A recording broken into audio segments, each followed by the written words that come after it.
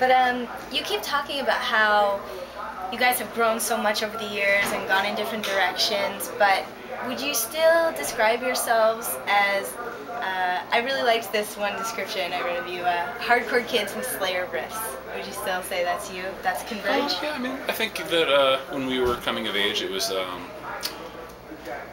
we got a lot of hardcore, like at shows, going to shows on the weekends. You know, bands from New York would come up to Boston, or bands from Boston would play. So our like foundation of local music was in the hardcore scene. So I think that like our ideologies of how to do music and like the immediacy and the excitement of hardcore is sort of what defined how we approach our music. But then we were also the first generation of kids to be raised with MTV and Headbangers Ball and that kind of stuff. So you know, we could also, you know, we'd like go see, you know, Bad Brains or something like that, and then go home that night and watch Headbangers Ball, so you get Slayer there. So, you know, our generation of kids were the first to try to start combining those two different things. They're, you know, both equally aggressive, but in different ways. I think, you know, we were the first to start combining that stuff. Not necessarily Converge, but our generation of people. And now you're playing with Death Clock. So how did you meet Brendan Small and Death Clock? In an elevator on the way to catering. Oh. Death Clock, they wanted to tour with Mastodon, and they let Mastodon take the other two bands. So we've been friends with Mastodon since before they started that band, because we knew Bill and Braun from the band Today's the Day that they had played in previously. And we've toured with them a whole bunch. You know, when they first started, they would open for us, and now they've grown and gotten really big, so we opened for them. And then they invited us to come on this tour. Oh, okay. And how are you going to do any voices? Is Converge going to do any of the voices in Metalocalypse for the third season? We haven't talked about that. I mean, I'm sure we would if they asked us to, but because he's always getting guest spots. Yeah, that would be fun to do. What would be your ideal spot in the band in Death Clock? Yeah. My ideal spot in Death Clock? Yeah, like if you got to be like meet one of the I would like to be Murderface's bass tech. Yeah, I don't know if I'd want to actually be in the band. Maybe I'd play be in the horn section, or play like violin if they got really gothic. You know, have some evil violins in the background or something. Or like the Great Cat. You guys like the Great Cat? You know about the Great Cat? Oh, I think you guys would be really into the Great Cat. She's like a virtuoso violinist. Ooh. Yeah, but she's like a violinist, like a classical heavy metal violinist, but she sort of has like a stage show of guar. Oh wow! Yeah, she's awesome. Okay. I'd want to be like her, but a man. Cross-dressing man. That's hot. Sexy.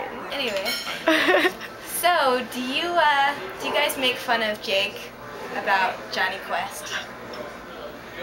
I don't know. Do you know the show Johnny Quest? I'm vaguely familiar with it. Why? No, Race Bannon. There's a band called Race Bannon. There's a band called Race Bannon. I recorded them a few months ago, actually. They're from Indianapolis. No, that never comes up. Oh. We make fun of Jake for lots of other reasons. Oh. But like what? Yeah, like what? Well, that's nobody's business but mine. He makes fun of me for probably more reasons than I make fun of him. So it's all fair. Do people make fun of you for the Jungle Book? No, people don't know about that too much. I guess I just make fun of people for their last names. Yeah, that's fine. What's your last name? Minx. Oh, I know. Yeah. Do you write Hitler's favorite marches? Sometimes. When I have time, I mean.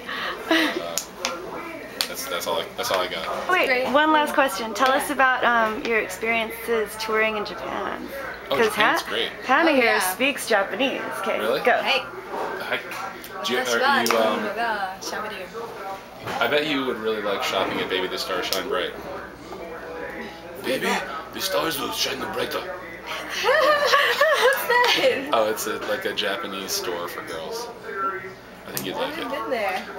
Do they have an online presence? If you see the movie Kamikaze Girls, there's the store's prominently featured in that movie. Ooh. It's definitely worth watching. It's about this awesome Japanese girl and her motorcycle gang friend. Oh wow. It's cool. But no, Japan is really fun. We've been there 5 times. It's like probably our favorite place to play. It's really it's really different from the U.S. and it's just a completely different society and different mentality. It's interesting to see.